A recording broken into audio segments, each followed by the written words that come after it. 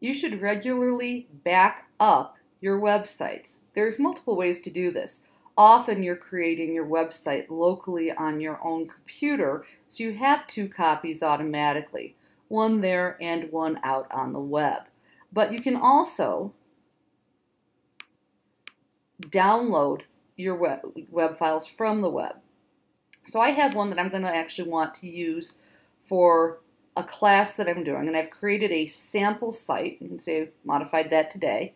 And if I want to, I can actually zip this site right here on the internet. So I'm going to choose to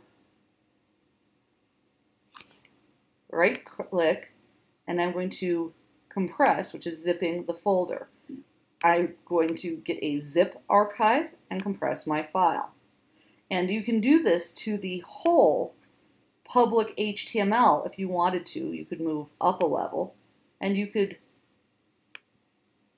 potentially take your whole public HTML file and you could compress that. Now this actually is going to create a backup right here on my web server. That can be really handy. I actually generally leave these zip files out there. This will take a minute because it's a large file.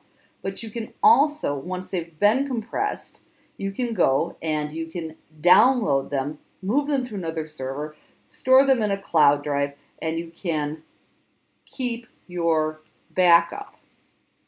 Okay, this is taking a minute. So through the magic of video, I'm going to pick this back up when it's done. Okay, it's done. It's copied my entire directory. And you'll see that in here I now have public HTML.zip. So I now have a backup of my whole site that I could download. And it's a good idea to do that every once in a while. There are other ways to do backups that we'll get into later. So I'm going to go back into my public HTML, and I have a Web 115 zip that I've done before, but I also have in here, I wanted the sample site, so I now have my sample site.zip. And I'm going to download this, and it'll come up here in my download manager and go to my downloads.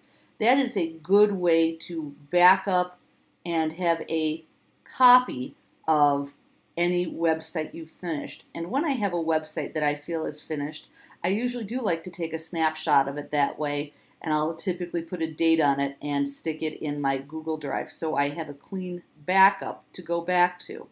There are other ways of doing version control like that, which we will talk about a little bit later in the class.